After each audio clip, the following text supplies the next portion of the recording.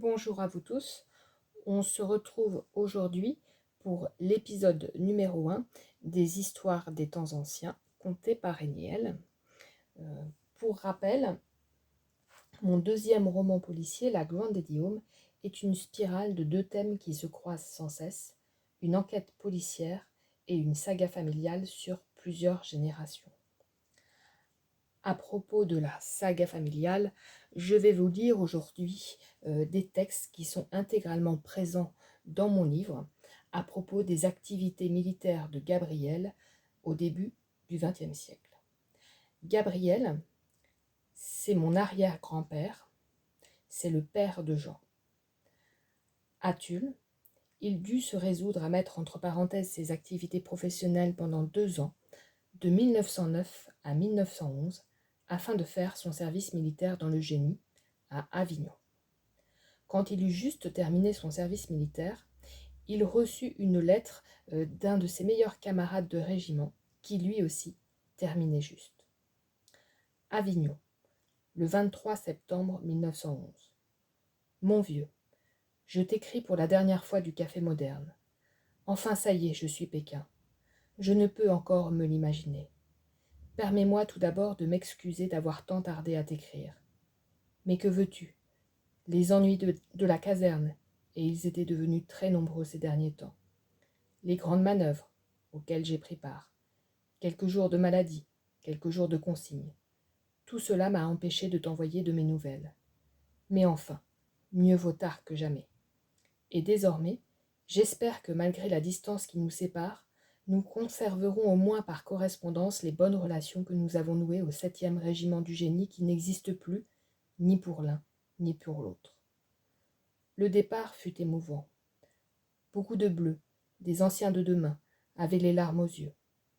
En quittant, pour toujours je l'espère, le quartier Handfroul, je songeais aux 2 belles années que je viens de perdre, à toutes les humiliations que j'ai subies, à toutes les privations que j'ai endurées. Et je me demandais le but atteint, le résultat espéré. Et je n'ai rien vu, absolument rien, rien. Mais ces questions-là, tu te les es certainement posées. Et comme moi, tu n'as probablement pas aperçu l'utilité des 2 années de servitude. Aussi, il est inutile que je développe des idées qui ne te sont pas étrangères, et, changeant de sujet, je me demande ce que tu deviens. Tu dois, à nouveau vénard, faire des hécatombes de gibier à poil et à plumes. Je t'en prie, modère-toi, laisse subsister quelques spécimens des différentes espèces, afin que, si un jour j'ai le plaisir d'aller te rendre visite, je puisse à mon tour te montrer mon savoir-faire. Mais mon papier se termine, et comme tu dois le penser, je n'ai guère la tête à écrire en un jour pareil. Aussi, en attendant le plaisir de te lire, reçois mon meilleur souvenir. Petite précision, Pékin, c'est de l'argot militaire, et ça veut dire civil, en opposition à militaire. Par la suite, Gabriel fut régulièrement rappelé dans son régiment d'origine pour quelques jours ou semaines d'entraînement programmé. C'était alors habituel et obligatoire en France pour tous les hommes. Il se disait qu'on se devait d'être prêt pour la prochaine guerre qui allait éclater. Bien que personne n'ait pu imaginer le commencement d'une guerre mondiale en 1914, l'hypothèse d'un grand conflit armé contre l'Allemagne était déjà dans tous les esprits. L'année 1914 fut surtout marquée par la déclaration de la Grande Guerre, en août. Les hommes se firent alors tous photographier à la hâte, peut-être afin de laisser une image d'eux, craignant terriblement la mort à venir au combat. Comme tous les autres, Gabriel fut mobilisé et envoyé dans le régiment où il avait jadis fait son service militaire. Tout le monde resta sans nouvelles de lui pendant 1 mois. Puis un beau jour, il réapparut, comme par miracle, pour le plus grand bonheur de ses proches. Grâce à sa mauvaise pleurésie de l'hiver précédent, il eut la chance inouïe d'être réformé. Pour information, l'auteur du courrier est quant à lui mort quelques mois plus tard, dans les tranchées. La lecture de l'épisode 1 des Histoires des temps anciens se termine.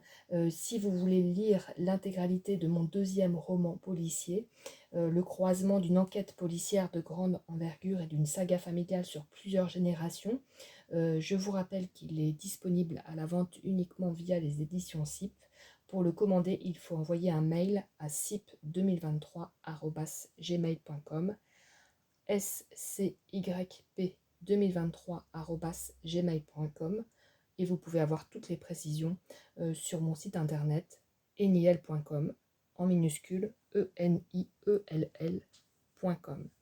Je vous remercie. À bientôt.